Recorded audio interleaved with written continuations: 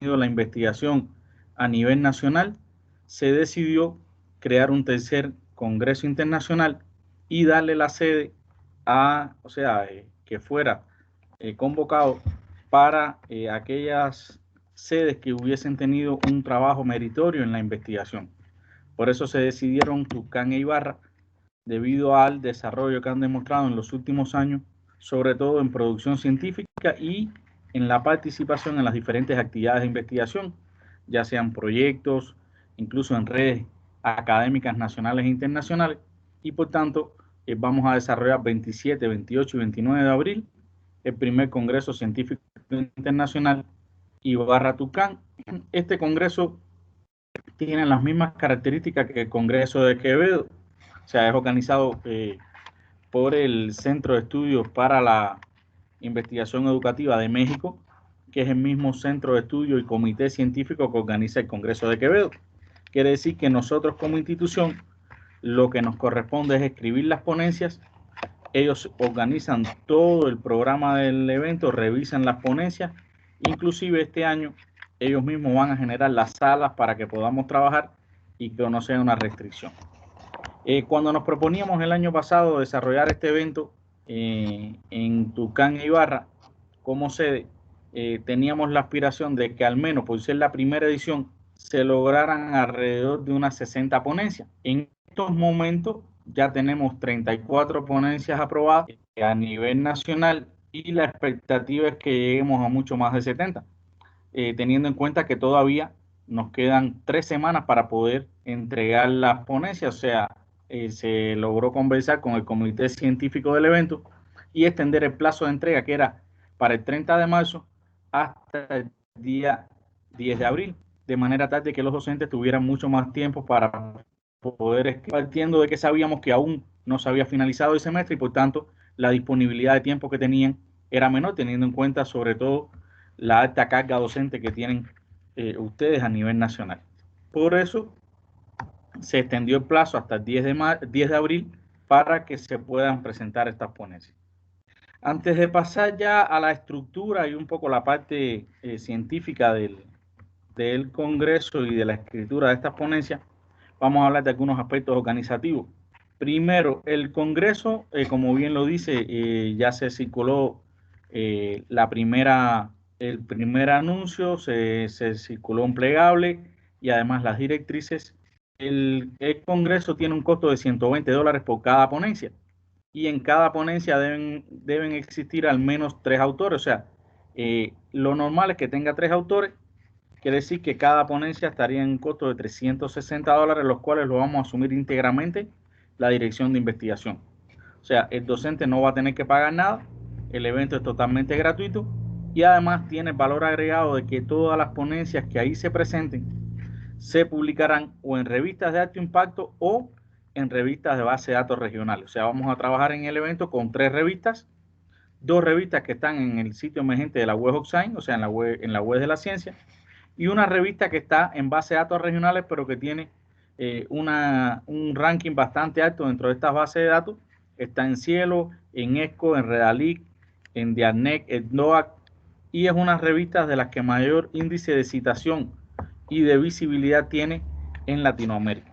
Quiere decir que serían 3 revistas que cubrirían el 100% de las ponencias que se presenten en el evento. Evidentemente, no somos nosotros quienes hacemos la selección, es el comité científico, decide qué ponencias van para la revista de la Web of Science y qué ponencias van para la revista de base de datos regionales, teniendo en cuenta sobre todo la calidad de la ponencia que se presenta, y después vamos a hablar de algunos indicadores que son importantes para elevar el rigor y la calidad de las ponencias que se presentan. Quiere decir que se va a costear por parte de la Dirección de Investigación todo el Congreso. El máximo de ponencias presentadas por un docente, ya sea como autor principal o como coautor, es de 3, porque la idea es que puedan participar todos los docentes y que no se concentre la producción científica en algunos, como había ocurrido hasta hace 3 años atrás, donde casi el 80, el 90% de la producción científica de UNIANDE se concentraba en menos de 10 investigadores. La idea es que en la misma medida en que hemos ido diversificando la producción científica, le demos espacio a todos para que puedan presentar sus trabajos y a la vez sean publicados. Además, el CASES, dentro de sus modelos de evaluación y acreditación, cuando un docente tiene más de 10 artículos o más de 10 ponencias, simplemente lo eliminan del listado de docentes y lejos de ser algo positivo, realmente se convierte en algo negativo. ¿Por qué? Porque se pierden todas las publicaciones que ese docente haya realizado. O sea que el CASES reconoce que lo normal es que en 2 años un docente no escriba más de 10 artículos o no escriba más de 10 ponencias. Es un aspecto ampliamente cuestionable, pero así nos miden y con respecto a esos indicadores no podemos hacer nada más que cumplir. Entonces, por eso estamos tratando de que, como son 3 congresos en el año, los docentes no tengan más ponencias para que se les pueda publicar una mayor cantidad de docentes a nivel nacional. Esos son los detalles fundamentales con respecto a la parte organizativa y financiera del Congreso. Si tienen alguna duda, alguna pregunta, antes de pasar ya a las directrices para la escritura de las ponencias, por favor, estamos abiertos a sus comentarios, sus criterios, sus dudas. Por favor. Buenas noches, doctor Ariel Romero. Qué gusto tenerlo. Es un lujo de verdad. Muchísimas gracias por esta capacitación. Le agradecemos infinitamente. Pues yo quedo bien perpleja con estos últimos datos que usted está dando del CASES. Me sorprende muchísimo. Quiere decir que escribir menos a partir de ahora, ¿verdad? Pero con respecto a una situación que sí la había considerado yo a lo interno con el grupo de docentes de Derecho y también con el doctor Julito, y que tiene que ver con la participación de los docentes, pero, perdón, ¿sí me está escuchando, doctor? Sí, perfectamente le escucho, doctora. Ya. Queríamos saber qué posibilidades habría de que pudiéramos ir, por ejemplo, algunos docentes con estudiantes, algunos de ellos, por cierto, egresados, pero con artículos muy bien elaborados. Habíamos pensado en esa posibilidad y queríamos considerarlo con usted, sobre todo el tema de la autoría del docente. Por ejemplo, ir con algún estudiante en un artículo, en una ponencia, perdón, pero que la autoría fuera prorrateada, que ambos fueran como autores principales. No sé si eso es posible, doctor Ariel, si pudiera, por favor, explicarme.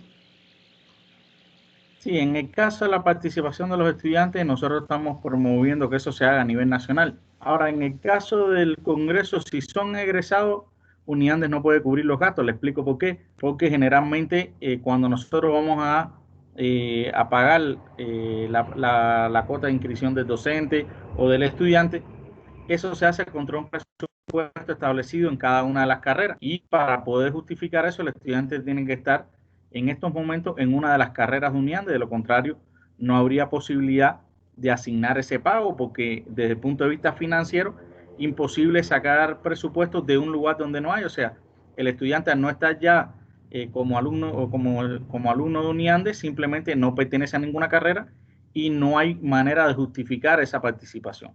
Si son estudiantes activos todavía de Uniandes, no habría ningún inconveniente. Ahora bien, estamos, y lo decíamos la vez pasada, tratemos de que la cantidad de trabajo de estudiantes sea la menor posible por una razón. Estas revistas tienen capacidad limitada para publicar nuestros artículos. No es que si nosotros presentamos 300, 200 o 150, ellos no las pueden publicar. Ellos no tienen esa capacidad. La capacidad que tienen estas revistas para publicarnos es alrededor de 90 máximo. Por tanto, si ponemos artículos de estudiantes, le quitamos espacio a los docentes. Y en el caso de los estudiantes, nosotros hemos trazado una estrategia a nivel nacional y todos los artículos, incluso hasta las ponencias que presentaron los estudiantes en la jornada científica estudiantil anterior, todos fueron publicados. O sea, nosotros tenemos en estos momentos relaciones con 4 revistas que están en base de datos regionales, las cuales nos publican estos artículos a un costo. O sea, hemos hecho una negociación a nivel de universidad y prácticamente a un costo muy bajo. Ellos nos publican todos los artículos de estudiantes. El año pasado, de los trabajos que se presentaron en la jornada científica de Derecho a nivel nacional, se publicaron 55 artículos de estudiantes que salieron en estas 4 revistas que están en base de datos regionales.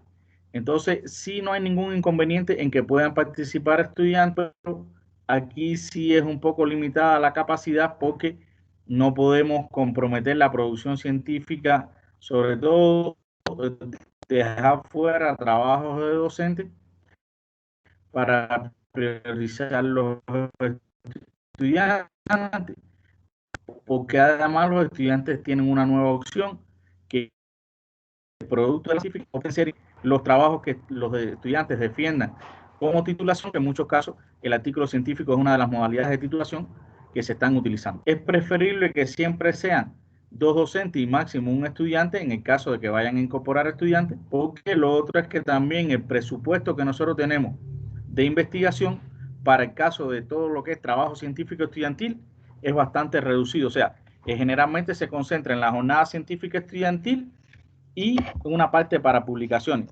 pero la mayoría del presupuesto está asignado para docentes. Entonces, sí se permite que participen estudiantes.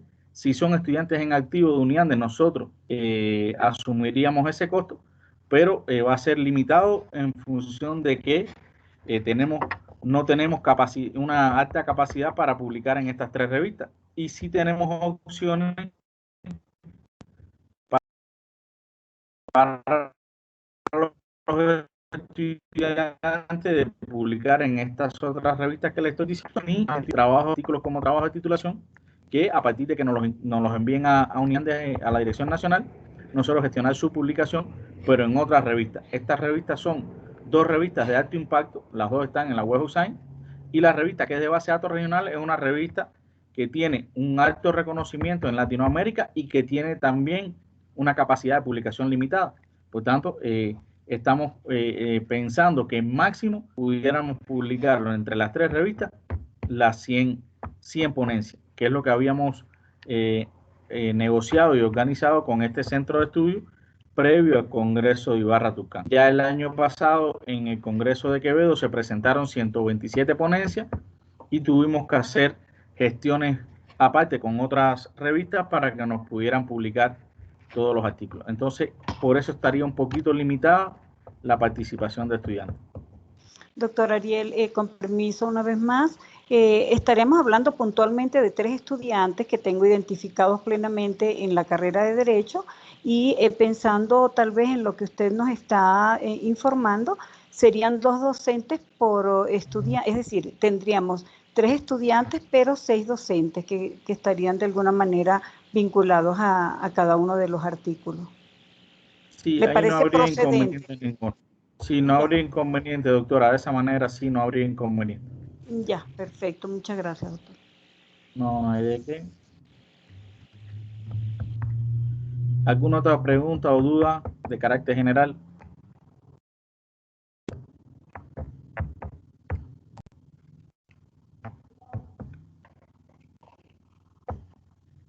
No hay dudas entonces de carácter general. Pasemos entonces a las directrices que están establecidas para este Congreso.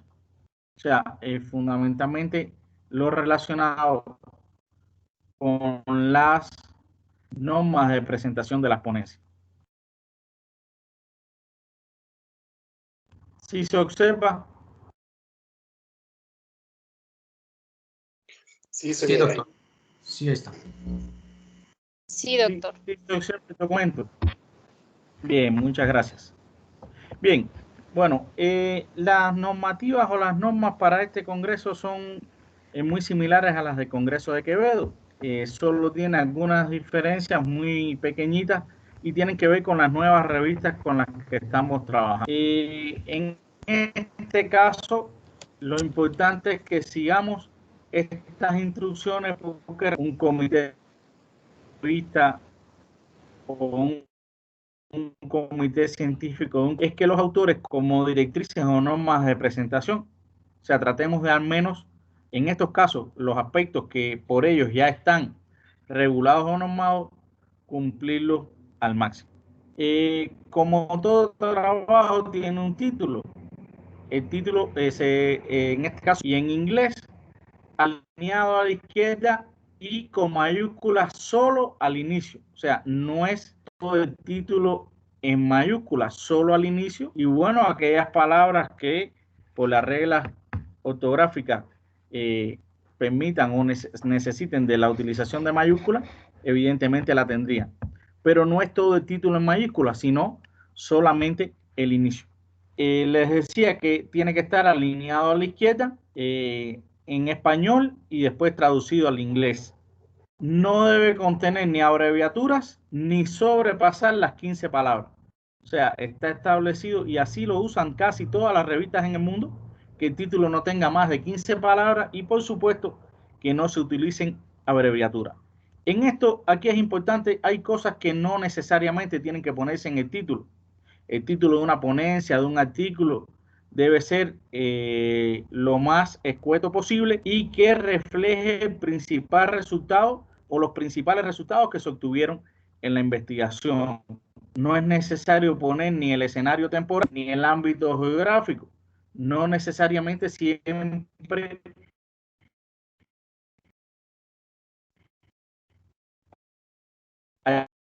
hay,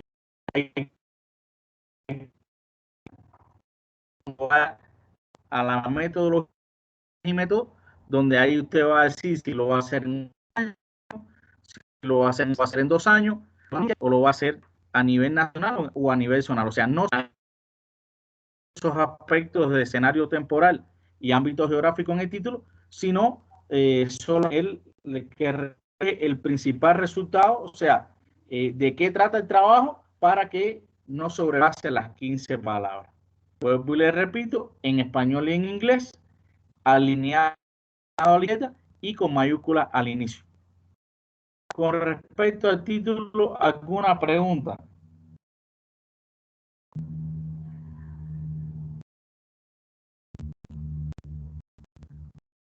¿Sí me están escuchando?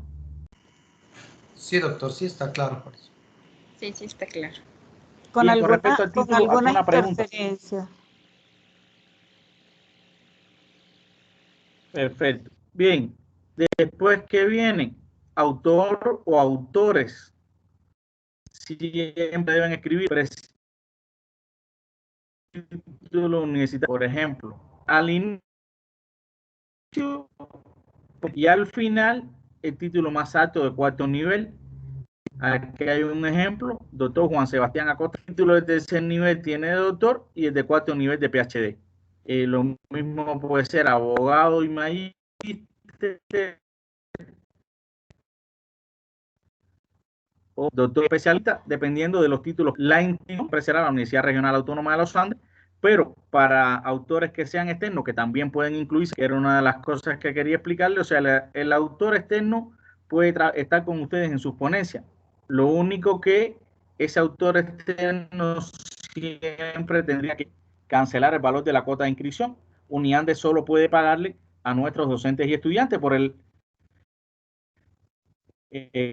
simplemente, por ejemplo, ponía desde el punto de cada partida está asociada a una carrera, a un área específica, y si el docente o la persona no es de Uniandes, no hay manera de pagarlo. O además, nosotros como de nuestro presupuesto le pagamos a nuestros docentes. La dirección de correo, miren, voy a detenerme en estos 2 puntos, el correo institucional y el código OSIC actualizado. Ustedes tienen que dar siempre el correo que utilicen más. ¿Por qué? Muchas veces la revista, el coordinador, el editor, el director de la revista se comunica con ustedes, a veces para algunos datos, a veces incluso para comunicarles que ya va a salir el artículo de la revista, y en muchas ocasiones nos ha pasado que nuestros docentes dan un correo que no utilizan y cuando responden ya pasaron 4 o 5 días, y en este caso tuvimos una mala experiencia con un número especial de una revista de Scopus que salió el año pasado en el mes de noviembre, y la revista se bajó durante 15 días de la base de datos porque los correos electrónicos que dieron nuestros docentes no estaban actualizados, y como no recibió respuesta Scopus de los docentes, simplemente mandó a cancelar la revista estuvo 15 días fuera de la base de datos, y eso realmente para nosotros es muy complicado porque son revistas con las que hemos tenido que hacer negociaciones bien importantes, y son revistas que tienen un prestigio académico ya consolidado, por lo cual si nosotros incumplimos con estas cosas, realmente lo que ponemos es, primero, comprometemos el trabajo de la revista. Segundo, comprometemos el convenio que tenemos con ellos. Y tercero, damos una imagen de muy poca seriedad cuando un docente pone un correo que nunca revisa, cuando normalmente uno debe poner el correo que al menos todos los días en una ocasión está revisando. Y lo mismo ocurre con el código OSI actualizado. O sea, no es solo tener un código OSI. El código OSI del investigador es como la cédula nuestra de ciudadano. O sea, usted tiene el código OSI, es la imagen del investigador y ahí están todos sus datos. ¿Y qué ocurre? Que estas revistas con las que nosotros trabajamos, una de las cosas que hacen es que trabajan directamente con este código OSI y muchas veces de ahí directamente se saca. Y hay veces que solo teníamos a los docentes con el número, con el código registrado, ni siquiera tenían la afiliación que pertenecían a Uniandes, no tenían ni siquiera subido su título de tercer y cuarto nivel y no tenían ninguna de las publicaciones que habían realizado con anterioridad. Y por eso, incluso el doctor Murillo lo sabe, tuvimos detenida un número especial de una revista de alto impacto hasta el domingo a las 12 de la noche, después que estuvimos trabajando todo un fin de semana en actualizar estos códigos OSI de los docentes, cuando realmente es responsabilidad de uno como investigador. Uno crea su código y después lo actualiza para que no haya ningún tipo de inconveniente, porque generalmente, en la mayoría de los casos, la revista toma los datos directamente del código OSI. Y además debe poner una síntesis curricular. Cuando digo una síntesis curricular es muy cortita, puede decir, no sé, doctor en ciencias de la educación, doctor en ciencias jurídicas, docente de la carrera de Derecho o de Enfermería o de Contabilidad de la Universidad Regional Autónoma de los Andes, sede Tulcán. Eso es lo que lleva esta primera parte de presentación de los autores. Si son 3 autores, tienen que tener igual homogénea la información. Hasta aquí alguna pregunta.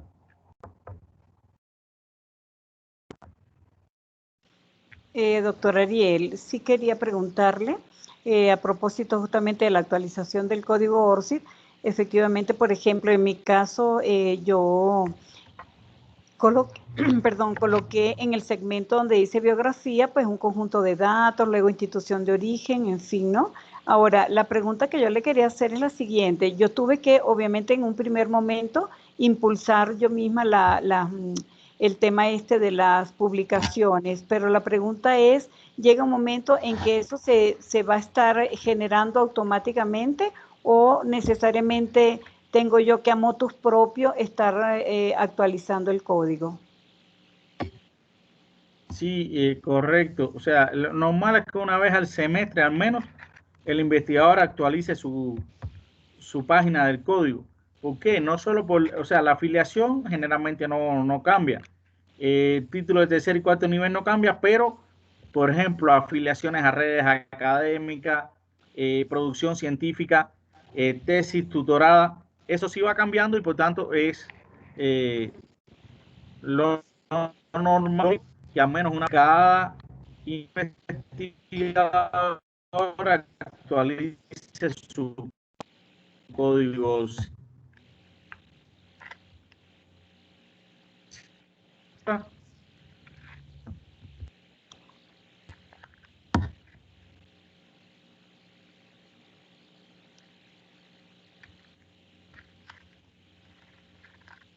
Se le interrumpe el audio, Doctora, doctor ¿me Ariel. escuchó? Sí, sí le escuché parcialmente, doctor Ariel, porque hay interrupciones en su audio.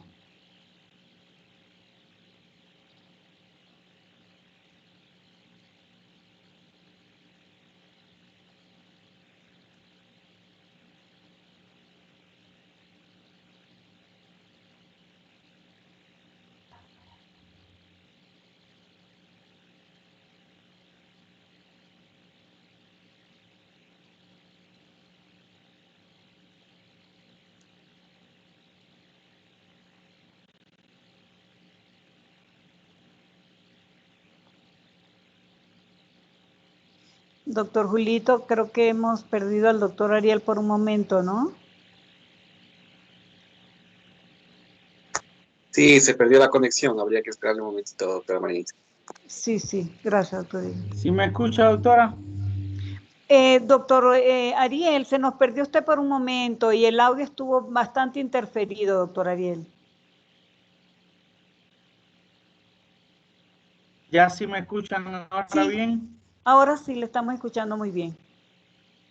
Gracias. Le decía que lo normal es que una vez al semestre al menos el docente actualice su página en OSI. Por lo menos, aunque no cambia ni la afiliación ni los títulos, muchas veces cambian las publicaciones, cambian las tesis dirigidas, y a veces uno se afilia a nuevas redes académicas. Entonces sí es normal que al menos una vez al semestre se pueda actualizar en la página estos datos. Ya, muchas gracias, doctor. No, no hay de qué. Bien, ¿cuáles son las normas de presentación? Bueno, en el idioma español, el número mínimo y máximo de páginas. Estas revistas son bastante flexibles. Piden como mínimo 14 páginas, como máximo 25. Sabemos que para escribir un artículo a veces el problema no es llegar a las 14, sino no tener más de 25. Entonces, aquí en este caso, ellos son bastante flexibles. Habíamos acordado en un inicio que si era hasta 20, pedimos después que nos dieran hasta 25. Por tanto, el artículo tendría mínimo 14, máximo 25. Tamaño del papel A4 y las páginas numeradas inferior centrado. O sea, se pone el número en la parte inferior en el centro de la página. La letra, aquí no hay opción de escoger, es solamente Times New Roman 12 con un espaciado de 1,5 líneas y a doble espacio entre párrafos. O sea, el interlineado 1,5 y espacio entre párrafos doble. Los márgenes son 2,5 superior, inferior, izquierdo y derecho, y no se aceptan notas al pie de página. ¿Por qué? Porque las revistas con las cuales vamos a trabajar no lo permiten. Hasta aquí con las normas de presentación. ¿Alguna pregunta?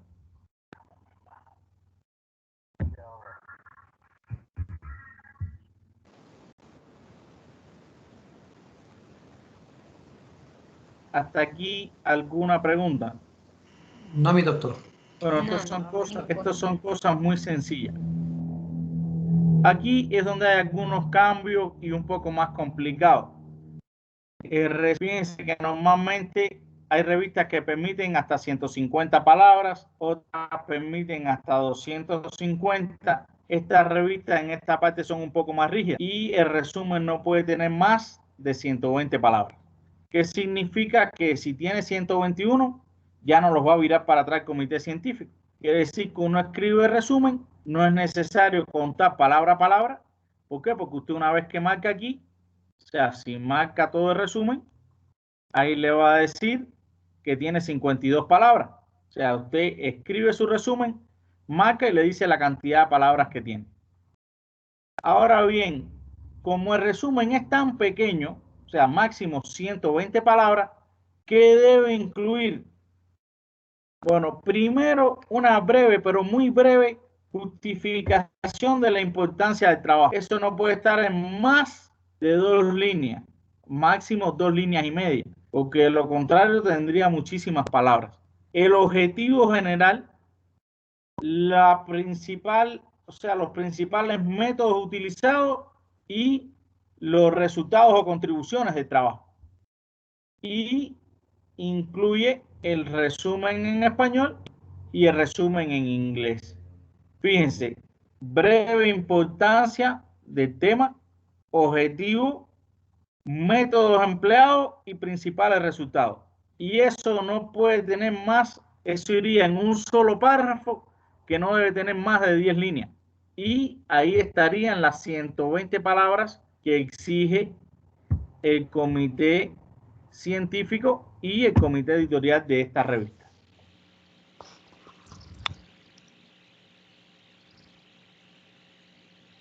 ¿Alguna pregunta con respecto al resumen? Doctor Ariel, el tiempo en el que se escribe el resumen. En pasado. En pasado, perfecto. En pasado, doctor.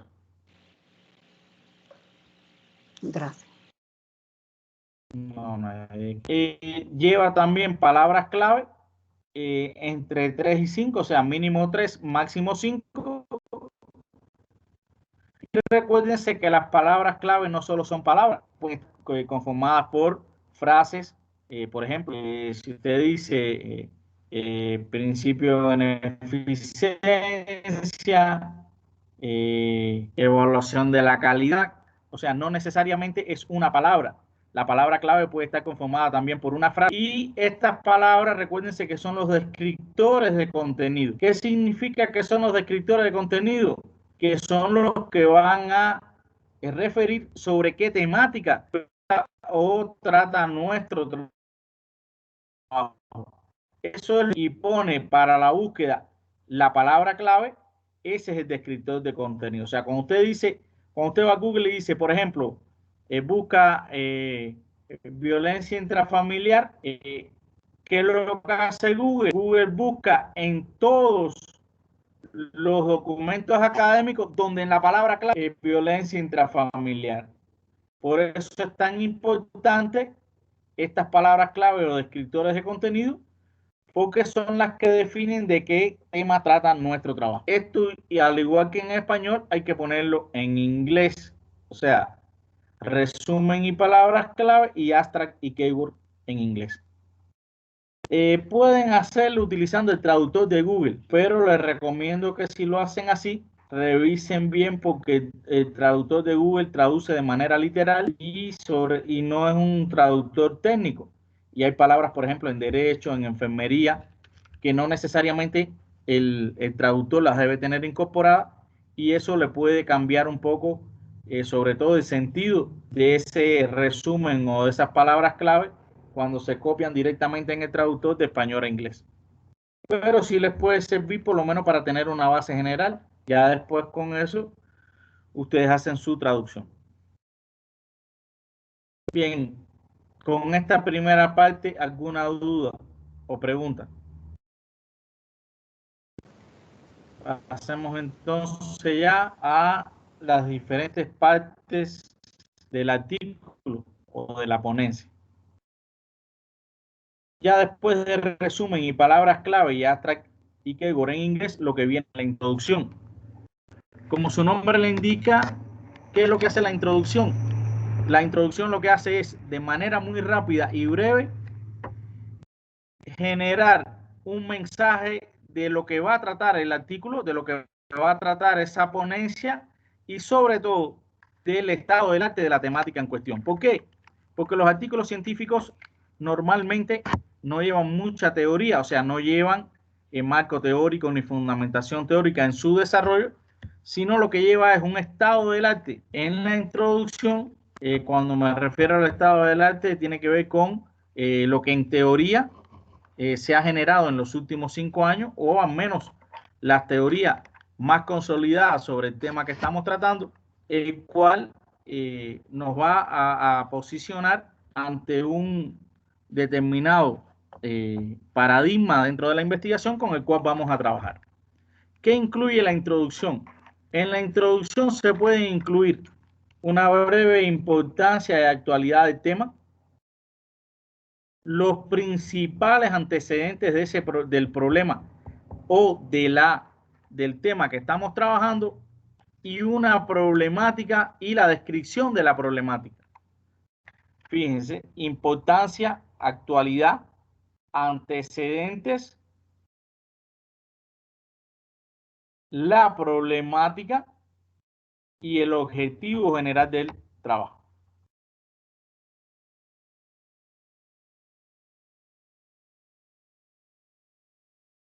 ¿Cuántas páginas debe de tener la introducción?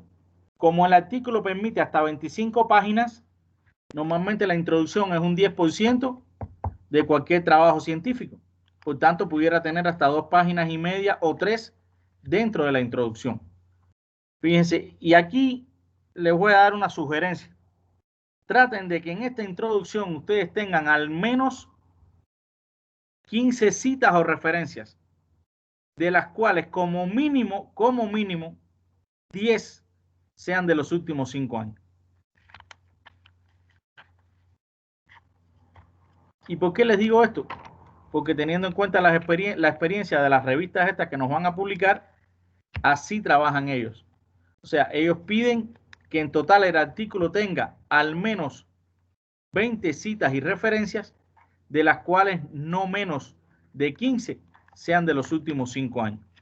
Entonces, en la introducción, les sugiero que incorporen unas 15 citas. ¿Citas relacionadas con qué? En importancia de actualidad, pudieran ustedes ahí incluir unas 5 citas. O sea, leer 5 artículos.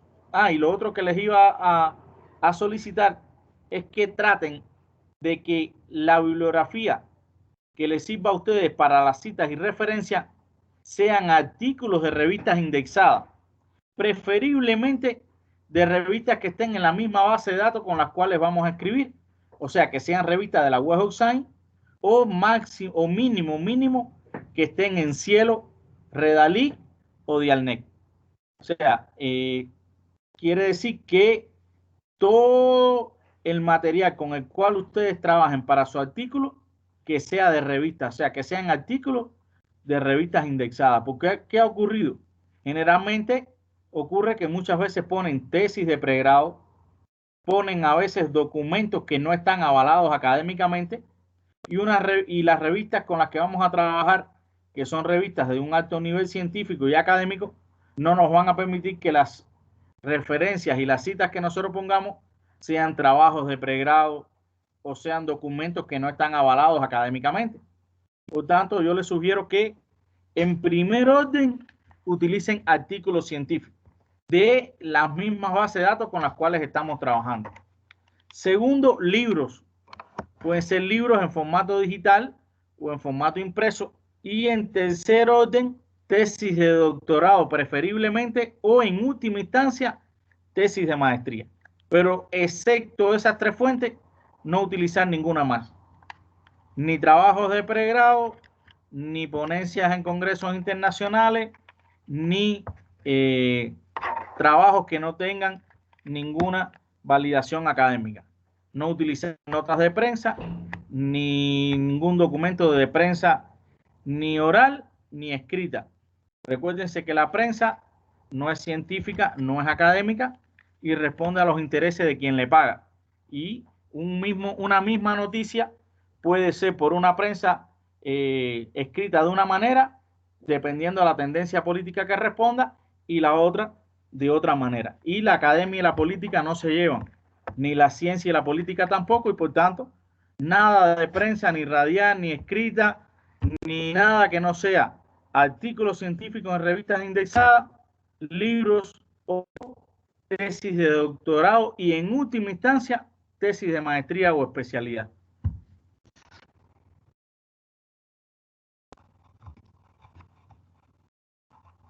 Hasta aquí, ¿alguna pregunta o duda con respecto a la introducción? Doctor Ariel, usted estaba hablando de la cantidad de 15 citas aproximadamente y decía 5 citas para la importancia y actualidad, y ya luego nos dejó allí. Sí, gracias, doctora, gracias. Y las otras 10 serían para los antecedentes del problema. O sea, antecedentes.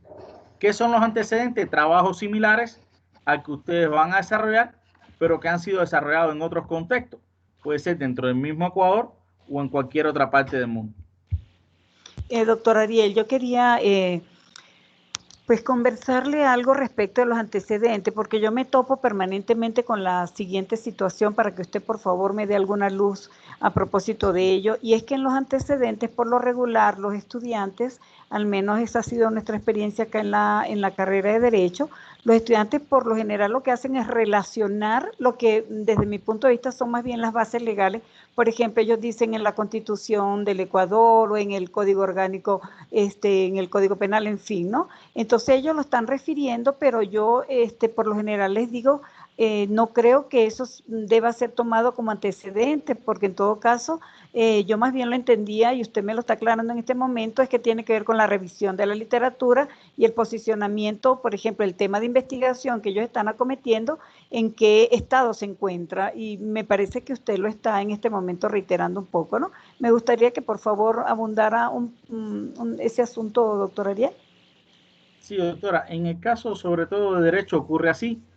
Evidentemente la normativa, la legislación la doctrina y la jurisprudencia son antecedentes, pero son antecedentes desde el punto de vista legal para la justificación del trabajo, pero no son antecedentes que confirmen el estado del arte, porque el estado del arte es lo que se ha generado, tanto en teoría como práctica, referente a un tema determinado.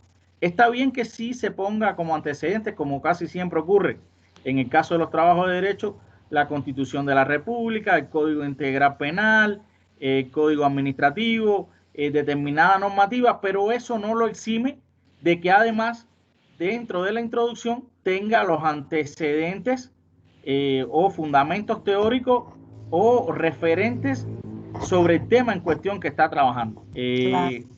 Preferiblemente, yo siempre le he dicho a los especialistas del área de derecho que pueden poner quizás la normativa más general en la introducción como antecedente, pero que ya toda la parte del análisis de la normativa, de las legislaciones, incluso los análisis de doctrina que se hacen, vayan ya directamente a los resultados, que es donde sí hay que generar los aportes por parte del investigador en función del problema que identificó. En el caso de la introducción, como su nombre lo indica, está más relacionado a la parte científica, a la fundamentación de la pertinencia y factibilidad del tema que se está proponiendo.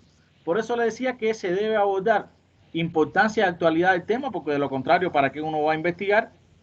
Como primera parte, y en un segundo momento hacer un análisis de los trabajos similares que se han desarrollado tanto en el contexto ecuatoriano como en cualquier otro contexto internacional sobre el tema que se escogió.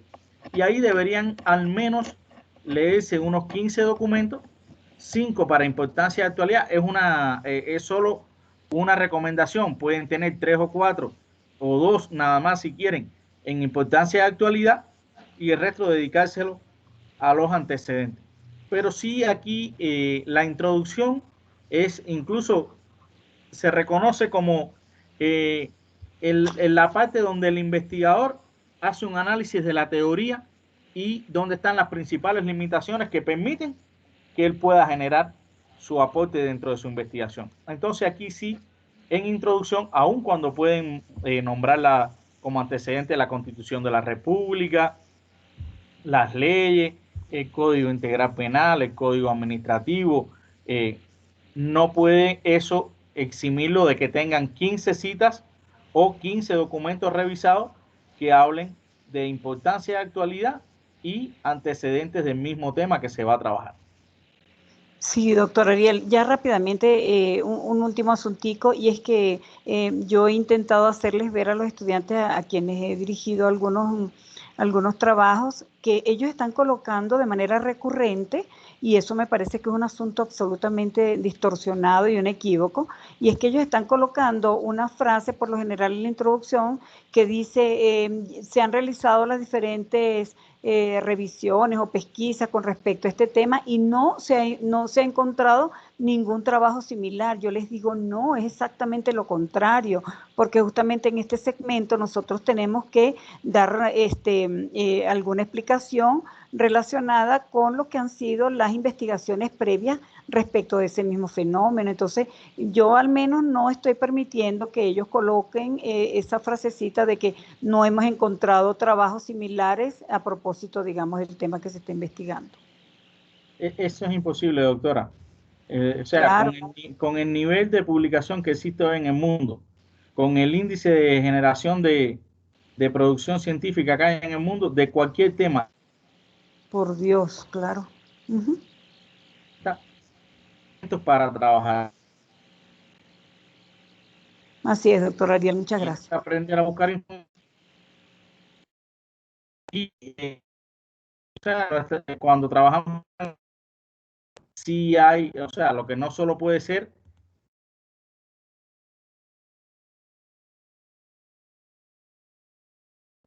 están las otras bases de datos donde están las revistas de la ciencia. En el caso, por ejemplo, en el caso de la ciencia, en la TINDEC hay más de 500 revistas.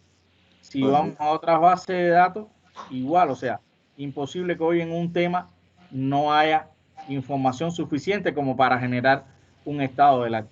De hecho, los principales problemas de la ciencia no están hoy en la generación de nuevos conocimientos, sino en la aplicación de esos conocimientos para resolver los problemas de la práctica. Ahora, lo que sí está claro es que no se van a encontrar un trabajo igual al de ellos, porque si buscan en la base de datos y encuentran un trabajo igual al que ellos están desarrollando, simplemente ya no es pertinente y no pueden hacer su trabajo de investigación.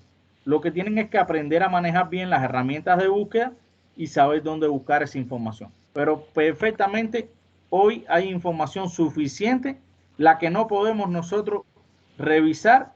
Hay temas donde hay una cantidad de información que ni viviendo nosotros 3 vidas y dedicándonos solo a leer artículos sin hacer nada más, no nos va a dar tiempo a leer todo lo que se ha generado. Por eso se dice que aproximadamente el 75% de la información que se genere y procese en artículos científicos sea de los últimos 5 años. Y hay temas en que solo del último año usted se encuentra más de 50, 60 artículos para poder trabajar, revisar y generar ese estado del arte. Entonces, eso sí, ahí hay que trabajar. Generalmente el estudiante, por un problema de facilismo, lo que hace es que dice eso, y ponen, en la mayoría de los casos dicen, no se pudo consultar referente al tema, si hay suficiente en cualquier tema que usted escoja como para poder. Hoy la ciencia no se basa solo en generar nuevos conocimientos. O sea, hoy, por ejemplo, del 100% de las investigaciones que se realizan en el mundo, un 10% son investigaciones básicas para generar nuevos conocimientos y un 90% son investigaciones aplicadas para resolver problemas concretos de la práctica.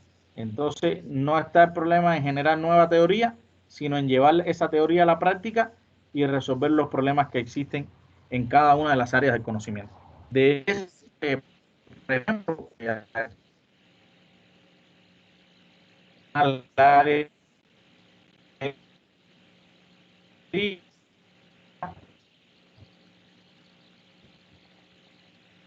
Se le pierde el audio, doctor Ariel.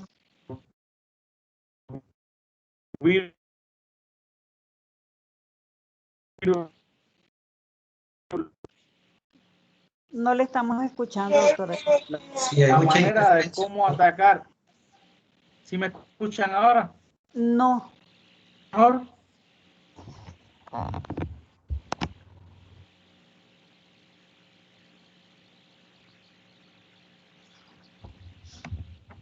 ¿Y ahora sí me escuchan mejor? Mejor. Ahí sí, doctor. Ya. Sí, es que parece que está un poco intermitente internet.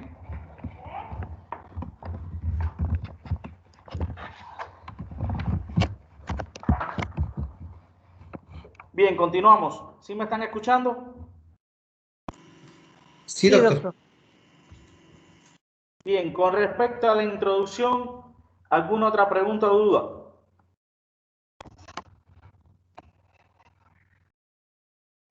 Doctor Ariel. Adelante, doctor Murillo.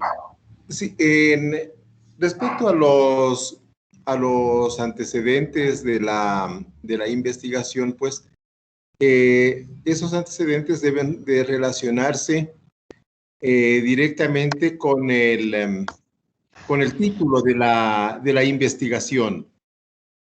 Sí, doctor, con el tema en cuestión. Sí, por ejemplo, en un proyecto de investigación de enfermería, se quiere investigar sobre las infecciones producidas por el catéter venoso central en pacientes con insuficiencia renal crónica. Entonces, yo pienso que allí se debe hacer una división entre todas las infecciones que puede producir el catéter venoso central, y más no hacer una descripción de los tipos de insuficiencia renal, de las enfermedades renales, del pronóstico de estas enfermedades renales. ¿Por qué? Porque eso es como un complemento de las infecciones que queremos investigar. No sé qué criterio le merece a usted, doctor. Sí, es así mismo, doctor Murillo. Ahí el tema central sería las infecciones que produce ese catéter central. Ajá. aunque por supuesto que el efecto va a ser en la insuficiencia renal, pero por lo menos a la hora de buscar los antecedentes del tema, es muy probable que no se encuentren muchos que tengan vinculado esa infección del catéter central con la insuficiencia renal, pero sí va a hablar de todas las posibles infecciones que genera. ¿Qué produce el catéter? Exactamente. Y ahí es donde habría que centrarse. Aunque ya después, en el propio desarrollo del trabajo, ya en la parte de resultados, es donde habría que identificar qué incidencia tiene eso en las enfermedades renales. Así es. Ya creo que para algunos nos aclaró esa gran duda. Muchas gracias, doctor. No, no hay de qué. ¿Alguna otra pregunta?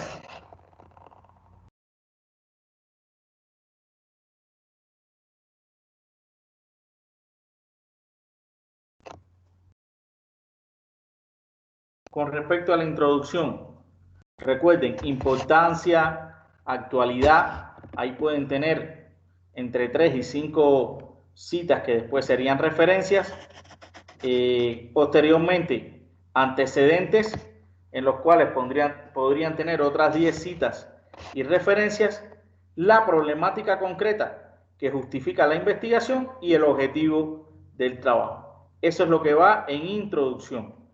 Aquí aparecen algunos aspectos que ellos señalan, pero que son opcionales, como hablar de población y muestra, aunque para mí es opcional y yo no sugiero incluirlo en la introducción, porque ya de hecho, para poder garantizar este análisis en la introducción, nos va a costar mucho trabajo no pasarnos de las 2 páginas y media o 3 que nos permite el artículo. Por tanto, esa segunda parte, que en algunos casos sí se incluye en la metodología, yo sugiero, es mi recomendación, pasarlo para materiales y métodos, que es el próximo acápite que vamos a ver en desarrollo.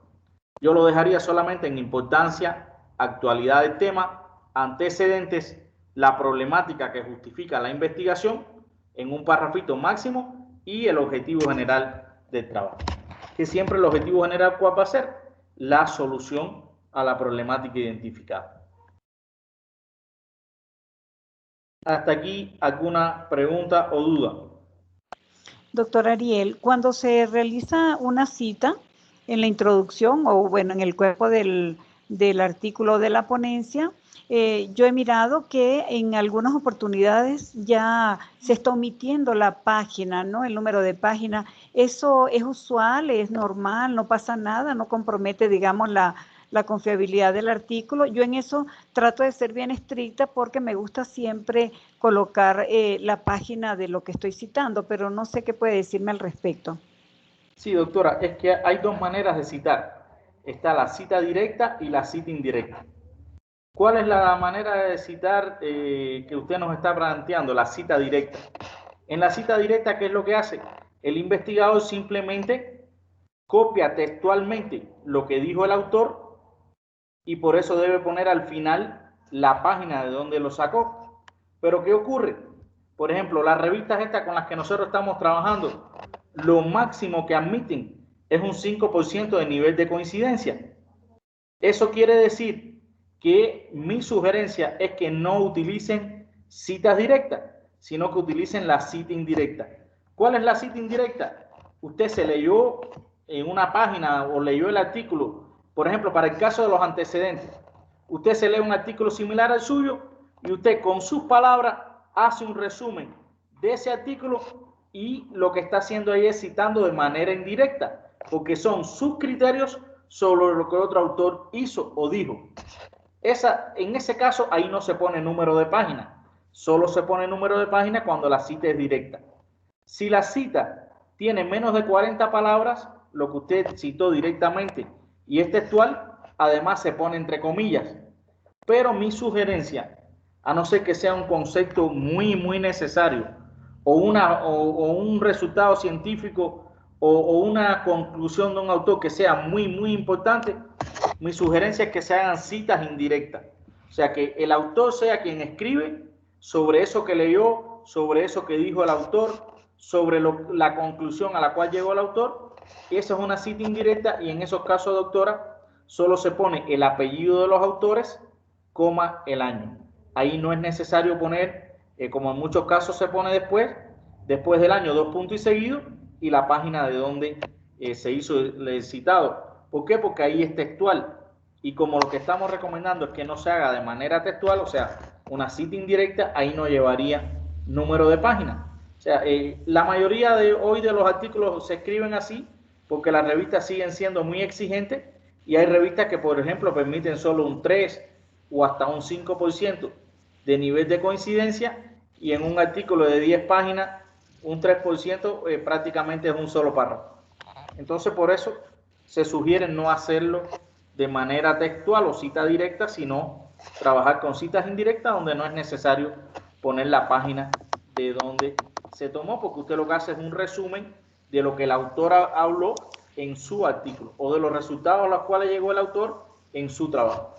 Sería una suerte de parafraseo entonces, doctor, y cuando hablamos de la cita directa pudiera ir intertextuada y entonces allí sí se colocaría obviamente la comilla, ¿verdad? Sí, pero esa no se la sugiero, porque vuelvo y le repito, ya. Estas revistas tienen máximo un 5% de nivel de coincidencia, a no ser que sea extremadamente necesario, un gran aporte de un autor muy, muy importante, yo no lo utilizaría. Perfecto, muchas gracias. Doctor, una cosita, en el caso, sí está claro que utilicemos más el parafraseo y las citas indirectas. En el caso que tengamos una cita que sea muy importante, pero que sea mayor a 40 palabras, utilizamos la tabulación y el tamaño de letra y el interlineado, por favor. En el caso de que sea de más de 40 palabras, ya no se pone entre comillas, pero sí tienen que utilizarlo con el mismo interlineado que está acá establecido para el artículo. O sea, no se pondría como se pone en el texto, a veces con una sangría francesa y con la letra un poco más pequeña. Aquí hay que ponerlo como lo pide la revista, en el mismo tipo de párrafo, tal y como está establecido, a 1,5 líneas, con el mismo tamaño de letra, y lo único que se pone al final o al inicio, la página de donde usted lo copió la cita textual o la cita directa. Ok, muchas gracias. No hay de qué. ¿Alguna otra pregunta?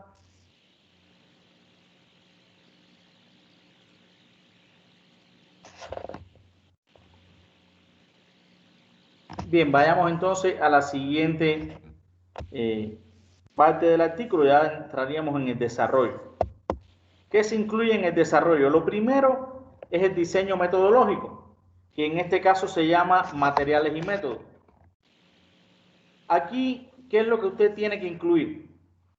Tipo de investigación, y en el caso de tipo de investigación, le sugiero 3 criterios de clasificación, que son los que más se utilizan en la literatura mundial, son los que más se utilizan en casi todas las revistas, y además son los que utilizan esta revista.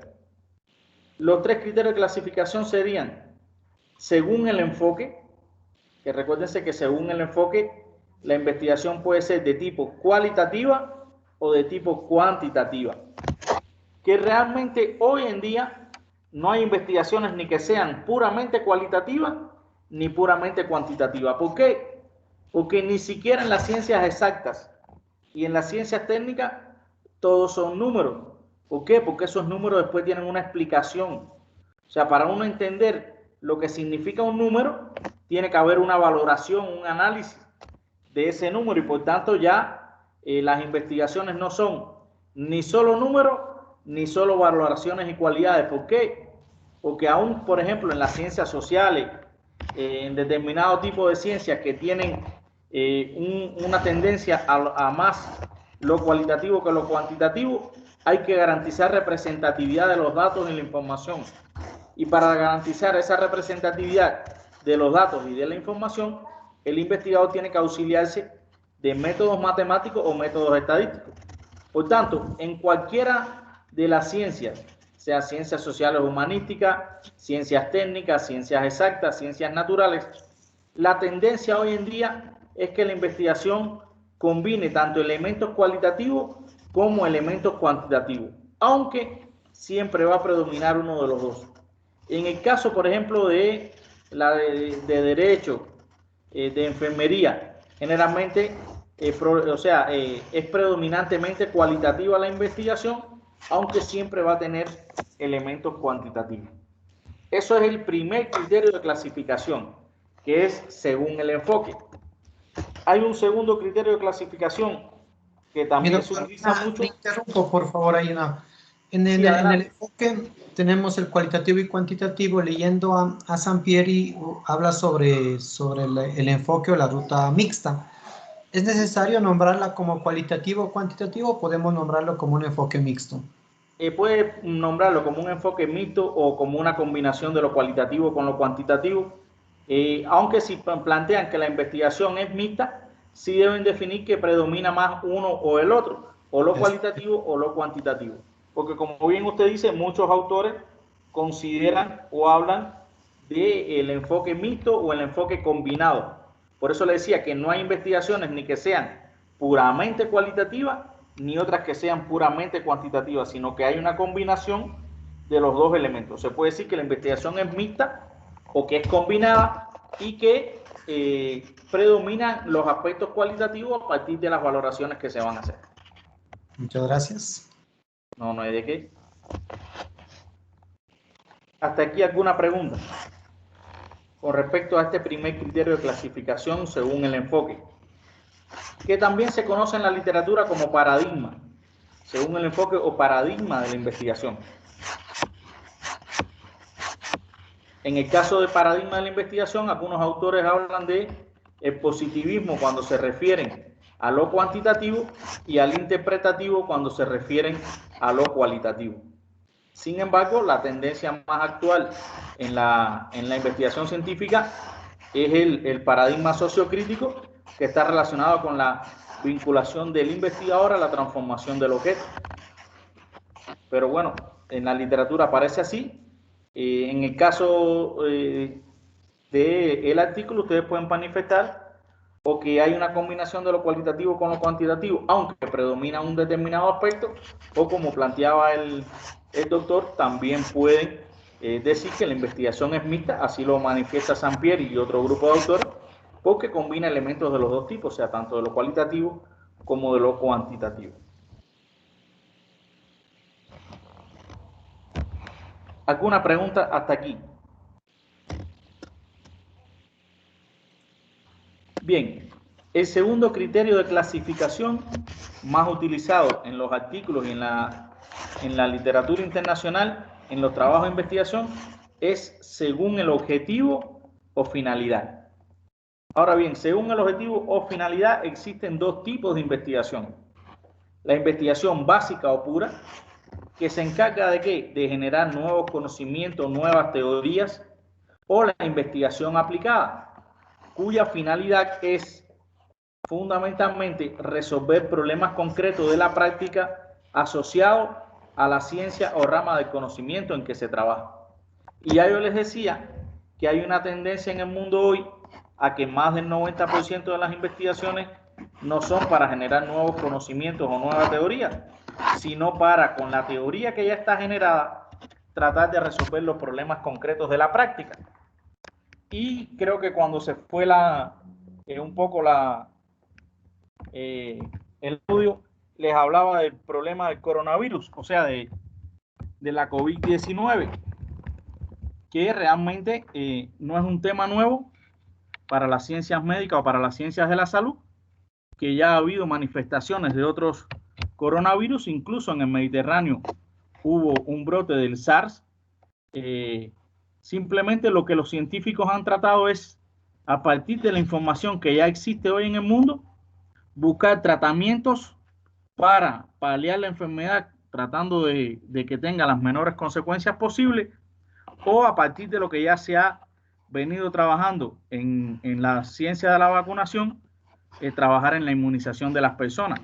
Pero fíjense que la mayoría de las investigaciones de lo que hablan son de los efectos de la COVID, de lo que está generando, de los efectos secundarios y sobre todo lo relacionado con el tratamiento y la inmunización, que son temas tan antiguos como cuando surgieron las primeras vacunas para la fiebre amarilla, para la malaria, para un grupo de enfermedades.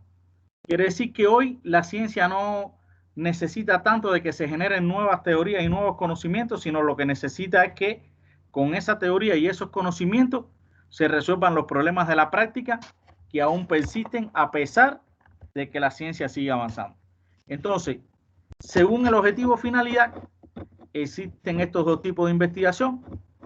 Por supuesto que ustedes, su función o su objetivo fundamental no va a ser generar nueva ciencia, nueva teoría o nuevos conocimientos, porque además eso lleva una fase de escalado. La teoría y el conocimiento hay que validarlo en la práctica y eso lleva tiempo, experimentación, y no es lo que ustedes van a hacer. Ustedes lo que van es la teoría que ya está generada, aplicarla para resolver un problema concreto, ya sea en la enfermería, en el derecho, o en la contabilidad o en la administración, o en el área del sistema. Bien, con respecto a este segundo criterio, ¿alguna pregunta o duda? Doctor Ariel, si me permite, cuando se habla, por ejemplo, según el objetivo o finalidad de la investigación básica o pura o de la investigación aplicada, le pregunto, ¿no pudiera haber una suerte de vía intermedia que no necesariamente esté generando una nueva teoría, pero que tampoco necesariamente esté intentando resolver un problema puntual? Se me ocurre, por ejemplo, alguna investigación que tenga que ver con, por ejemplo, la optimización, se me ocurre, a ver, voy a inventar algo, ¿no? Pero si yo estoy aplicando la metodología del derecho comparado y yo quiero optimizar todo lo que tiene que ver con la normativa acá en el Ecuador respecto de algún asunto puntual, yo pudiera solamente generar esa comparativa, digamos, entre lo que está ocurriendo a propósito del fenómeno que yo estoy pesquisando, lo que está ocurriendo en Colombia, lo que está ocurriendo en Bolivia y lo que está ocurriendo aquí en Venezuela, aquí en Ecuador, perdón. Cuando yo hago esa triangulación y a lo mejor trato de agotar todas las rutas posibles para intentar mejorar la comprensión de ese asunto que yo estoy revisando, digamos, ese tipo de investigación no me cabe ni en la básica pura ni en la aplicada. Bueno, sí se considera en la aplicada porque los estudios comparados lo que buscan es lo que se ha generado sobre un problema determinado en diferentes contextos y ver en el contexto en que uno quiere aplicar cuáles son las particularidades para ese caso. Como bien usted decía, usted puede analizar un tema, por ejemplo, la violencia intrafamiliar, cómo se trata en la normativa de los países de Latinoamérica, pero al final ahí no se está generando un nuevo conocimiento. No se está generando un nuevo conocimiento porque ya ese conocimiento está. Usted lo que está es sistematizando simplemente esa teoría, pero usted lo está investigando para resolver una problemática o para comparar un resultado o para ver si, por ejemplo, en Ecuador se está haciendo como se hace en el resto de Latinoamérica, si hay alguna insuficiencia, si hay similitudes o si hay determinadas variaciones. En la teoría, los autores hablan de estos dos tipos de investigación. Solo investigación básica o pura, cuando se va a generar nueva ciencia, o investigación aplicada, cuando simplemente lo que se va a resolver es un problema. Y cuando me refiero a un problema, el problema no tiene que ser desde el punto de vista solamente de la práctica de la profesión o del área del conocimiento. Por ejemplo, cuando usted hace un estudio, un artículo de revisión es una investigación aplicada. ¿Por qué? Porque usted lo que va a buscar es sistematizar la teoría que se ha generado en el mundo sobre un tema específico. Dijo que no es aplicada. Dijo que no es aplicada. Es aplicada. Es aplicada. Ah, okay. Es aplicada porque usted no está generando nueva ciencia. Usted no está generando nueva teoría. Usted simplemente lo que está es sistematizando los principales aportes que en esa teoría se han dado en el mundo. Entonces, los autores consideran que es básica cuando se genera un nuevo conocimiento, una nueva teoría, y esto se usa más, por ejemplo, para las tesis de doctorado, donde usted tiene que definir una novedad científica, donde tiene que hacer un aporte a la ciencia, pero tiene un tiempo para hacerlo, tiene 3 años, 2 años, 5 años, dependiendo de... Aunque en las tesis de doctorado se combina la teoría con la práctica, hay parte de investigación básica y hay parte de investigación aplicada, pero en el caso, por ejemplo, de un artículo científico, de un proyecto de investigación, no siempre hay tiempo como para generar toda la experimentación que lleva la creación de una nueva teoría o de un nuevo conocimiento. Para investigación básica se necesita una alta rigurosidad científica, un alcance a la información más actualizada y de punta a nivel mundial, que muchas veces están en bases de datos que no son abiertas, que son pagadas, donde se le hace muy difícil al investigador acceder a lo más novedoso. Muchas veces hay que acceder a patentes de resultados no solo prácticos, sino también de teoría, y muchas veces se necesita también de importantes equipos de laboratorio para simulación, para un grupo de aspectos que se hacen muy difícil para los investigadores. No obstante, puede darse el caso de que un investigador quiera generar una nueva teoría o quiera hacer un aporte importante al conocimiento, pero evidentemente no es de lo que estamos hablando ahorita. O sea, estamos hablando de generar una ponencia o un artículo que máximo lo que tenemos son 2 meses, y generalmente lo que uno hace es que ya con investigaciones precedentes que ha realizado, simplemente lo que utiliza esos datos, esa información, y los utiliza para resolver una problemática concreta.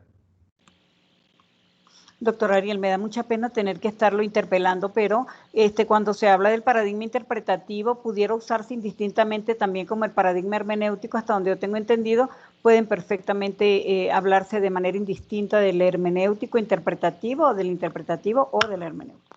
Sí, exactamente. Que está más vinculado a la investigación cualitativa. Ya. Gracias, doctor. No, bien, ¿alguna otra pregunta con respecto a esta primera parte de materiales y métodos?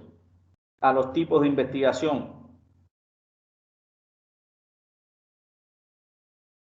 Nos faltaría el tercer criterio, mi doctor. Estamos el primero, según el enfoque. Sí. Voy a pasar ahora al tercer criterio, sí, doctor. Bien, el tercer criterio de clasificación sería según el alcance. ¿Qué es según el alcance? O sea, está relacionado hasta dónde va a llegar el investigador, qué es lo que quiere y con qué está relacionado su resultado final. Aquí existen 4 criterios de clasificación. El primero es la investigación exploratoria. Ahora bien, ¿para qué es la investigación exploratoria?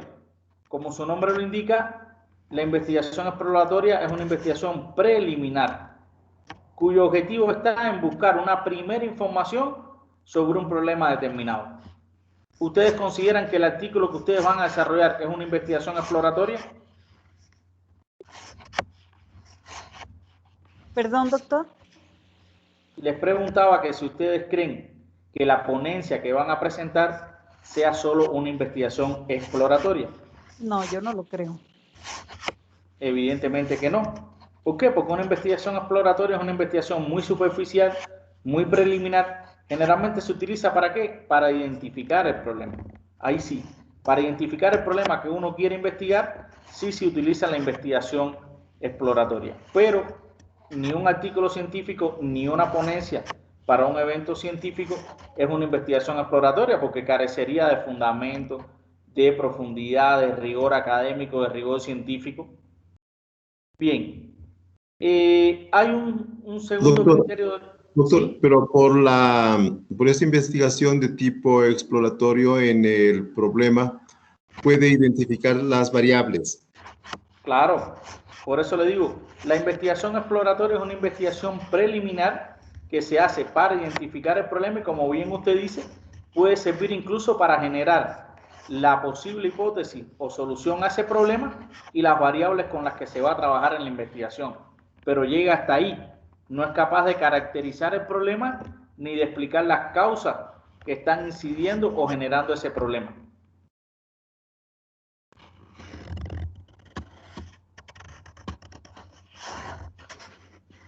Bien, hasta aquí, ¿alguna otra duda o pregunta? Por favor, participen, no tengan ni miedo ni pena. En definitiva, esto aquí debe ser un intercambio para enriquecernos todos y que no se queden con las dudas, para que puedan ir avanzando y escribiendo sus ponencias. Hasta aquí, ¿alguna duda? Bien, les decía que este tercer criterio de clasificación, que según el alcance tiene este primer tipo de investigación, que es la investigación exploratoria, que no es la que ustedes van a desarrollar. En algún momento lo hicieron para identificar la problemática, para definir las variables, para establecer la posible solución. Porque eso que decía el doctor Murillo es importante. O sea, uno no propone la posible solución de un problema, ni identifica las variables de investigación sin haber hecho un estudio preliminar. O sea, eso no surge ni de lo que se imagina el investigador, ni lo que él cree que es importante, ni lo que él considera que puede ser. O sea, es como que ahora uno diga que mañana puede salir a la calle, lanzar una pelota al aire y que la pelota nunca caiga. Eso sería ir en contra de la ley de gravitación universal. Ya eso está demostrado científicamente. Se dice que la ley de gravitación universal es una fuerza de atracción hacia el interior de la Tierra y que tiene un valor de 9,8 metros sobre segundo al cuadrado. Se sobreentiende que si usted lanza una pelota hacia arriba, como único no cae, que haya alguien arriba que se la agarre y se la lleve. Si no, siempre va a caer, porque ya está demostrado científicamente. Entonces, lo que sí está claro es que cada problema puede tener N soluciones, pero esas soluciones hay que buscarlas en la ciencia, hay que buscarlas en la teoría, hay que buscarlo en lo que se ha demostrado en la práctica, y eso lleva a una investigación preliminar o una investigación exploratoria. Bien, el segundo tipo de investigación es la investigación descriptiva. ¿Cuál es la característica de la investigación descriptiva? La investigación descriptiva, su finalidad, ¿qué cosa es? Caracterizar una problemática o un problema determinado y establecer su posible solución. O sea, su función fundamental es caracterizar esa problemática y cuál puede ser su solución. Voy a hablar del tercer tipo de investigación porque están muy relacionados y porque, teniendo en cuenta el tipo de ciencia que estamos abordando, o sea, aquí ustedes trabajan las ciencias jurídicas, las ciencias de la salud y las ciencias empresariales, donde está contabilidad y administración, y bueno, sistema que está relacionado más con la parte de tecnología. Ahora bien, existe otro criterio de clasificación que es la investigación, o sea, dentro de este mismo criterio existe un tercer tipo de investigación que es la investigación explicativa. La investigación explicativa es mucho más profunda que la investigación descriptiva. ¿Por qué? Porque no solo va a caracterizar la problemática, sino que va a explicar cuáles son los fenómenos, las causas y la relación que existe entre los aspectos internos y externos que dan o están generando esa problemática. Fíjense que la descriptiva caracteriza la situación, caracteriza el problema y establece su posible solución. La explicativa va más allá, en una investigación más profunda. ¿Por qué? Porque no solo va a describir esa problemática, sino que va a ir al seno, al centro de la problemática. ¿Qué causas lo están generando? ¿Qué relación hay entre esas causas y los aspectos o los, pudiéramos decir, los fenómenos internos y externos que están dando al traste con esa problemática? Aquí, teniendo en cuenta el tipo de investigación, puede darse caso que para algunos la investigación sea descriptiva y para otros sea explicativa. Son ustedes los que tienen que valorar el nivel de profundidad y el objetivo fundamental que ustedes se están proponiendo en su investigación para decir si según el enfoque, si según el alcance, la investigación es descriptiva o es explicativa. Porque el otro tipo de investigación que hay según este criterio se conoce también como investigación experimental o investigación correlacional, que realmente no es lo que ustedes van a hacer. O sea, primero en las ciencias sociales no se hace experimento, por una razón muy simple. Es muy difícil controlar variables cuando se habla de seres humanos. Y segundo, tampoco es objetivo en función del tiempo con que disponemos y del tipo de investigación que estamos realizando, que ustedes puedan desarrollar una experimentación. Por tanto, en este caso, según el alcance, la investigación de ustedes estaría entre descriptiva y explicativa. partiendo más del objetivo fundamental y del resultado que pretenden alcanzar. Siempre dejando bien claro que la investigación explicativa tiene un nivel de profundidad y de rigurosidad científica mucho mayor que la investigación descriptiva. Estos son los 3 criterios de clasificación que más se utilizan en la literatura mundial, que más se utilizan en la parte metodológica de los artículos, y por eso le he dado estos 3 criterios como posibles. El investigador tiene la libertad de, si quiere, incluir otros criterios de clasificación. No hay ningún inconveniente, pero recuérdense que tienen espacio limitado, mínimo 14, pero máximo 25. Por tanto, no es necesario incluir ahí todos los criterios de clasificación, sino los más relevantes. Hasta aquí, ¿alguna pregunta o duda?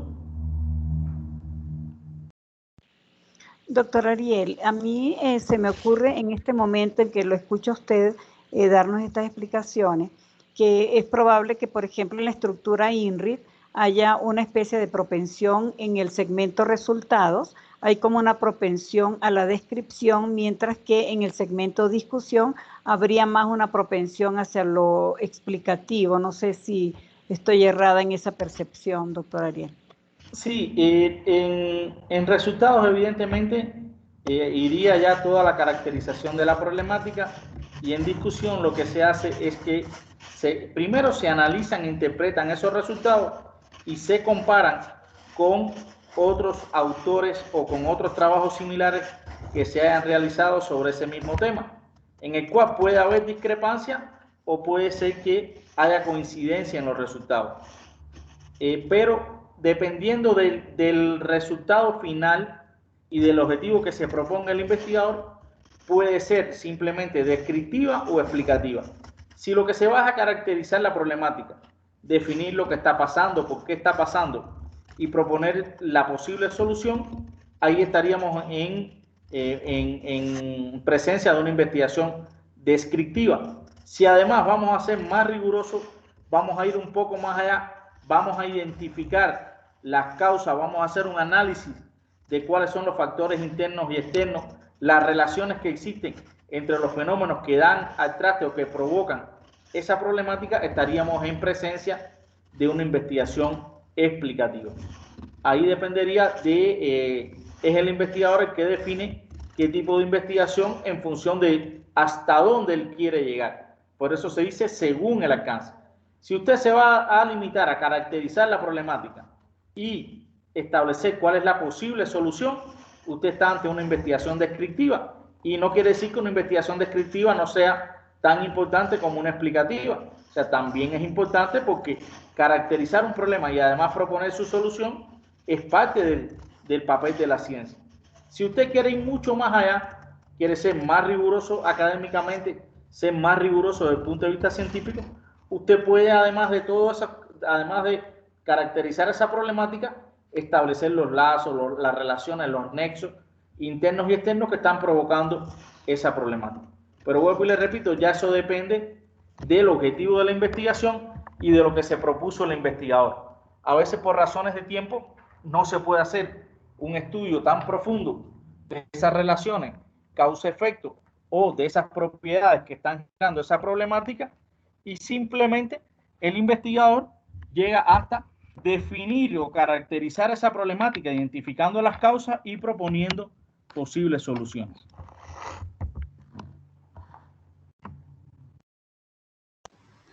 Doctor, en la discusión y en el análisis de los resultados, el investigador tiene la chance de poder cotejar sus resultados con los resultados de otros investigadores, que generalmente pueden ser aquellos que se los citó como referentes en el marco teórico, que sirvieron para visualizar la existencia del problema, cuáles fueron los hallazgos encontrados, y establecer pues una triangulación entre los encuentros de otros autores sustentados en la revisión bibliográfica los hallazgos del investigador y también, como dice usted, pues la posición del investigador. Sí, así mismo, doctor Murillo. Mañana, en el próximo encuentro, vamos a trabajar ya resultados y discusión, pero como bien usted dice, incluso no es ni opcional, es obligatorio. En discusión, o sea, la discusión de resultados en un artículo científico es eso, es el análisis e interpretación de lo que yo obtuve como resultado con la aplicación de mis métodos, de mis instrumentos, y la comparación de lo que yo estoy haciendo o de los resultados que yo obtuve con los resultados que obtuvieron otros investigadores, que pueden ser coincidentes, que puede ser que no coincidan, que en vez de coincidir simplemente hayan divergencia, discrepancia, pero precisamente la sección discusión de resultados es donde el investigador tiene la oportunidad de poder analizar, interpretar sus resultados y llegar a una conclusión a partir de lo que en la teoría y en la práctica se ha generado en el contexto científico. Como Gracias, bien usted decía. doctor. Bien, hasta aquí alguna pregunta, alguna duda con respecto a la ponencia. Vamos a dejar ya los otros aspectos, por ejemplo, la parte de población y muestra, quisiéramos dejarlo para la próxima clase para hacer algunos ejemplos prácticos de cómo calcular tamaño de muestra para aquellos artículos, ponencias donde, sobre todo en enfermería, en ciencias administrativas, aunque también en derecho, últimamente he visto que hay una tendencia importante en las investigaciones jurídicas, no solo al análisis de la doctrina y de la jurisprudencia, sino también a constatar en la práctica, sobre todo en la práctica social, cómo se manifiestan esos fenómenos y se utilizan, por ejemplo, grupos para investigar determinados aspectos donde se utilizan ya métodos más cuantitativos, la encuesta, determinados procedimientos estadísticos. Por eso quiero dejarlo para mañana, para dedicarle mayor tiempo, o para mañana no, para cuando acordemos la próxima sesión, para poner incluso ejemplos prácticos de cómo calcular tamaño de muestra, cómo definir, cómo seleccionar esa muestra una vez que después se ha calculado su tamaño, etcétera, etcétera. Bien, ¿alguna pregunta, por favor, alguna duda con respecto a lo que hemos visto hasta acá? Una última cosita, mi doctor. Hablábamos sobre los criterios de la investigación, tomamos en cuenta sobre el enfoque, los objetivos, el alcance, pero también hay autores que nos invitan a considerar la investigación bibliográfica toda vez que se topan fuentes bibliográficas y la investigación de campo, porque hay una intervención en la aplicación de los instrumentos. No sé si estas dos investigaciones podamos también citarlas. Eso se puede sin ningún tipo de problema. Eso depende según, o sea, esa clasificación es según la información con la que se trabaja, que puede ser bibliográfica o documental e investigación de campo. Ahora bien, como mismo pasa con la investigación cualitativa y cuantitativa, es muy difícil, muy difícil que hayan investigaciones que sean solo bibliográficas o investigaciones que sean solo de campo. Primero, la bibliográfica siempre la vamos a tener que utilizar. ¿Por qué razón? Porque para generar el estado del arte, por ejemplo, en la introducción, es necesario primero leer la teoría que se ha generado. Y ya después, cuando nosotros vamos a buscar información en la práctica, a no ser que sea una investigación histórica o una revisión bibliográfica, siempre vamos a tener que buscar datos en la práctica. O sea, vamos a tener que acceder, que es a lo que le llaman algunos investigadores, investigación de campo, que no significa que es el campo, o sea, no es el campo donde se siembra la papa para el agricultor, es simplemente de campo cuando usted entra en contacto con el objeto de estudio práctico con el cual va a trabajar, que puede ser una comunidad, que puede ser un grupo de individuos, que puede ser instituciones. Recuérdense que el universo de la investigación puede estar conformado por personas o grupos de personas, instituciones, puede estar conformado por materiales, etcétera, etcétera. O sea, depende de lo que uno vaya a investigar. Pero ya es muy difícil encontrarse hoy en la práctica que haya solo una investigación bibliográfica o que haya solo una investigación de campo. De hecho, si no tiene un estado del arte, por mucha información que haya buscado en la práctica, no tiene cómo justificar sus resultados. Y no solo de la teoría salen los, a no ser que sea un artículo de revisión, la mayoría de los artículos combinan la parte teórica con la parte práctica, o sea, todo lo que tiene que ver con el análisis documental y de información y la búsqueda de información ya en contacto directo con el objeto de estudio, o sea, cuando ya se aplican los métodos empíricos. Pero igual, usted, le repito, el investigador tiene la libertad de escoger el criterio que quiera, de utilizar el criterio que quiera, siempre y cuando lo sustente bien y que no vaya a haber un error metodológico para que después no se lo señale el comité científico. Yo le di los 3 que más se utilizan. Si buscan ahora ustedes en su ciencia, entran a las revistas, van a ver que esos son los que más se utilizan. Pero igual, como por ejemplo, hay algunos que hablan de estudios transversales, longitudinales, en función del tiempo en que se hace la investigación. Pero bueno, eso no quita que no lo utilice. Usted lo puede utilizar, pero los que más se utilizan son los 3 que vimos en un hecho. Hasta aquí, ¿alguna otra pregunta, alguna duda? Doctor Ariel, ¿los artículos de revisión tendrían la misma importancia, relevancia que el resto de los artículos? Es decir, no tiene por qué ser un asunto de menor importancia, digo. No, todo lo contrario. Los artículos de revisión son mucho más rigurosos, son mucho más complicados porque hay que hacer un análisis de los principales aportes que se han hecho en una teoría determinada en el contexto mundial. Por ejemplo, para los artículos de investigación se piden tener al menos unos 20 citas de referencia, pero para los artículos de revisión hay revistas que plantean que como mínimo 40 artículos tienen que haber sido revisados. Entonces, no, todo lo contrario, el artículo de revisión es más complicado, porque además no es solo hacer una sistematización de la teoría, sino que el autor tiene que asumir una posición concreta y respaldar o responder a la posición que asumió.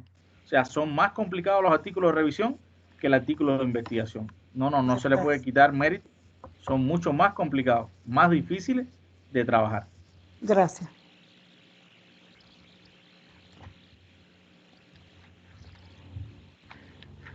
Bien, ¿alguna otra pregunta, alguna duda?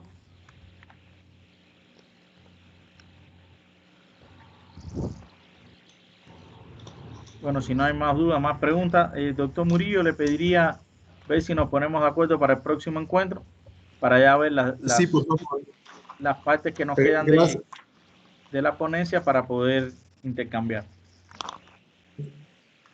Gracias, doctor. No, gracias a usted. Muchas gracias por haber compartido con los docentes de nuestra sede estos principios, pues que son básicos para la construcción de las ponencias para el Congreso. Estaba planificado un segundo encuentro para el día viernes a partir de las 8 de la noche, pero el doctor tiene una reunión a esa hora en la matriz. Así es que quisiera solicitarles a qué hora, comprendida entre la tarde y hasta las 8 de la noche, si la podríamos realizar, por ejemplo, a partir de las 18 horas.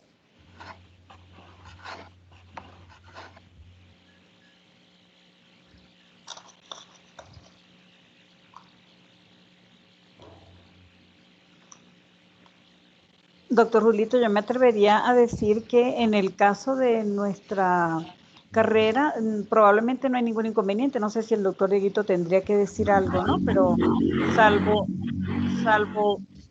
salvo opinión en contrario, me parece que estaría bien esa hora. Ya, a las 6 de la tarde. ¿Y las compañeras de enfermería?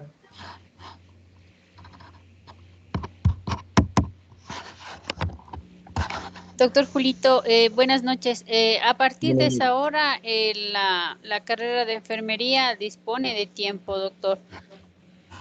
Ya, porque entonces, todos se integran a trabajar a partir de esa hora. Gracias, Arita. Entonces, distinguidos docentes, doctor Ariel, el segundo encuentro se realizará el viernes a partir de las 18 horas. El link es el mismo, por favor. Perfecto. Bueno, muchísimas gracias a todos por el tiempo que hemos podido compartir.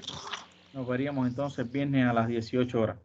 Cuídense mucho, que tengan una feliz noche. Hasta el viernes. Muchas gracias, doctor Muchas Ariel. gracias, doctor Ariel. Buenas noches. Buenas Buenas noches, compañeros. Buenas Gracias, doctor Víctor. Gracias, buenas noches. Buenas noches con todos. Buenas noches con todos. Buenas noches, doctora Berito.